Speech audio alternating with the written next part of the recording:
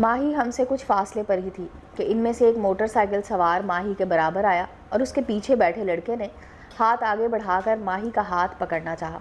तो माही, जो पहले से ही होशियार थी, उसने जल्दी से हाथ पीछे किया और सड़क के किनारे पर खड़ी होकर उनको गालियां देने लग गई।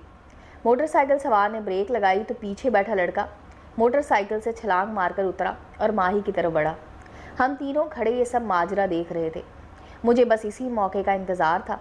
मैंने अपने दोनों दोस्तों को कहा कि तुम अभी इधर ही रुको, और ये कहते हुए मैं तेज़ी से बाइक को स्टैंड पर लगाया और इससे पहले कि वो लड़का माही के पास पहुंचता, मैं बिजली की सी तेज़ी से भागकर लड़के और माही के दरमियान में खड़ा हो गया। माही मेरे पीछे खड़ी थी और लड़का मेरे आगे।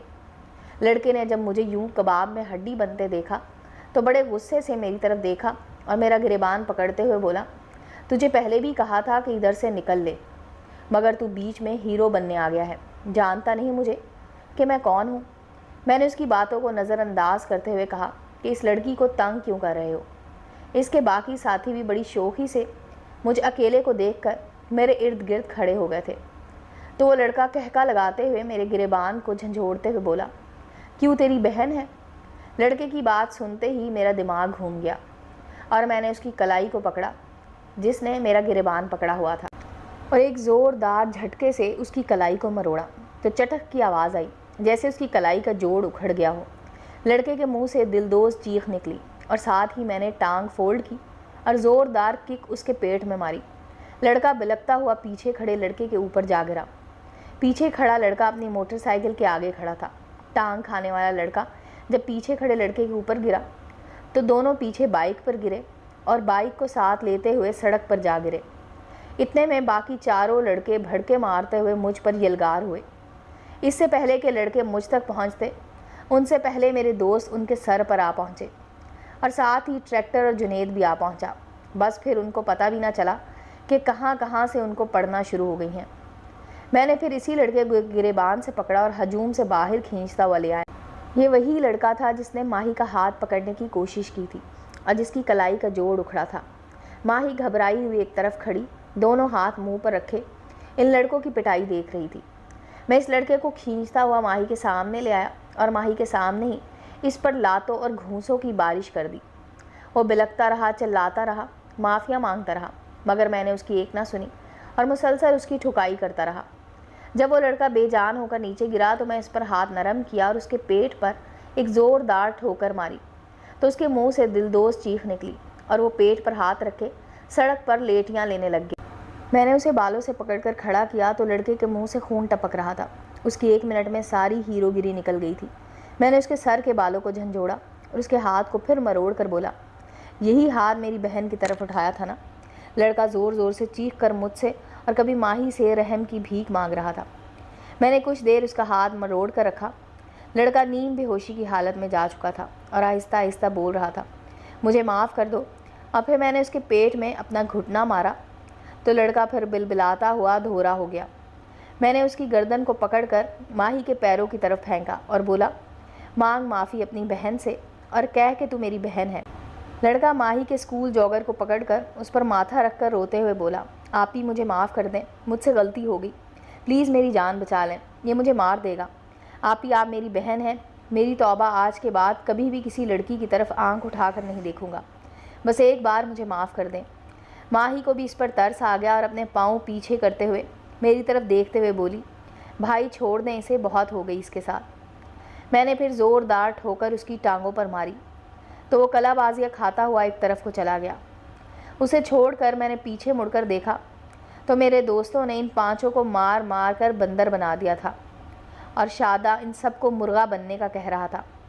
शादे के हाथ में मोटा सा डंडा पकड़ा हुआ था और 5 लड़के जिनकी आंखों पर नील पड़े हुए थे, मगर कमाल की मार थी कि खून किसी के भी नहीं निकल रहा था। लड़के सड़क पर लेटियाँ ले रहे थे और कोई अपने बाजू को तो कोई अपनी टांगों को पकड़े रोई जा रहा था।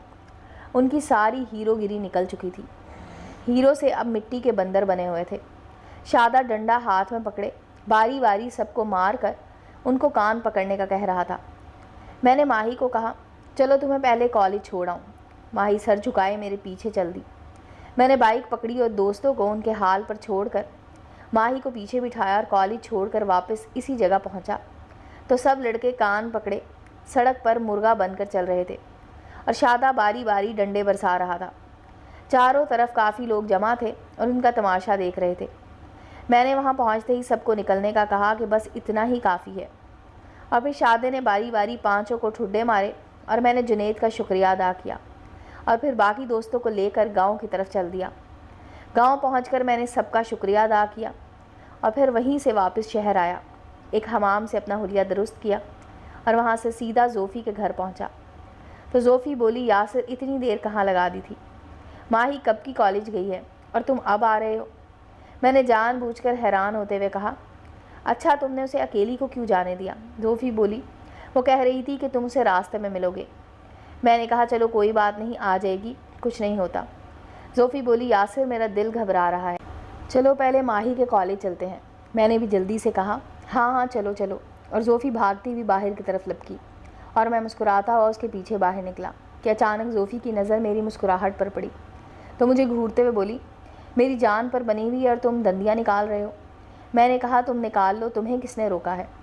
जोफ़ी बोली, यासिर कसम से मैं मजाक के मूड में नहीं हूँ, मेरा दिल घबरा रहा है। मैंने कहा चलो किसी कॉर्नर पर तुम्हें जूस पिलाता हूँ, तुम्हारे दिल की घबराहट ख़त्म हो जाएगी।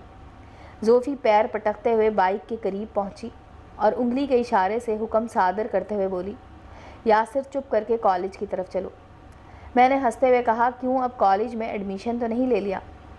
मेरे हंसने और बेजा मजाक करने पर जोफ़ी चौंकी और मेरी तरफ घूरते हुए बोली, तुम माही को कॉलेज छोड़ कर आए हो ना? मैंने लापरवाही से जवाब देते हुए कहा, हाँ। जोफ़ी बाइक पर बैठते हुए मेरी कमर पर थप्पड़ मारते हुए बोली, पहले क्यों नहीं बताया? ऐसे में मेरा किलो खून कम करके रख दिया। ऐसे ही शरारतें करते हम दुकान पर पहुँचे। जुनैद अभी तक दुकान पर नहीं आया था। जोफ़ी पार्लर में चली गई तो मैंने दुकान खोली और सफाई वगैरह करने में मसरूफ़ हो गया। कुछ देर बाद जुनैद भी दुकान पर आ गया। जुनैद आते ही मुझ पर बरस पड़ा और स्टिक पकड़कर मुझे मारने के लिए मेरे पीछे भागा। मैं भागता हुआ काउंटर के पीछे चला गया और बोला, यार हुआ क्या है, बताओ तो सही। जुनैद बोला, मेरी कौन सी बहन है जिसको लड़के तंग करते हैं? मैंने हंसते हुए कहा, अच्छा तो ये बात है, तुम्हें किसने कहा है कि मैंने ये कहा है? जुनैद फिर मेरी तरफ स्टिक लहराते हुए बोला, जो तुम्हारे साथ आए थे उन्होंने कहा था। मैं कह के लगाकर हंसते लग गया तो जुनैद मज़ीद चिढ़ गया और मेरी टांगों पर आहिस्ता से स्टिक्स मारने लग गया। कुछ देर ऐसे ही हंसते रहे।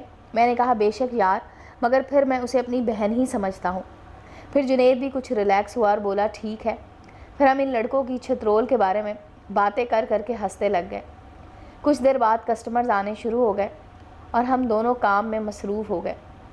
रात को दुकान बंद की और मैं जोफ़ी को साथ लेकर घर पहुंचा तो माही बड़ी खुश थी, जबकि आंटी काफ़ी परेशान थी। माही भागती हुई जोफ़ी के गले मिली और फिर सारी लड़ाई हर्फ बहर्फ मज़े लेकर हाथ पांव मारते हुए सुनाने लग गई, जबकि जोफ़ी का रंग बदलता गया और फिर मेरी तरफ देखते हुए गुस्से से बोली, जनाब इतना कुछ कर आए और मुझे भिनक भी ना लगने दी। यासिर तुम बाज आ जाओ, क्यों मेरी जान लेनी है? क्यों ऐसे दुश्मनियाँ बढ़ा रहे हो? पता नहीं वो लड़के कौन थे और अब वो बदला ना लें।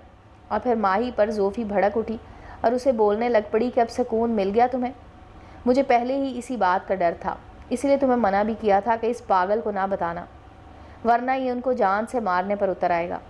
मगर तुम्हारे रोने ही नहीं ख़त्म हो रहे थे और नतीजा देख लिया, वही हुआ ना जिसका डर था।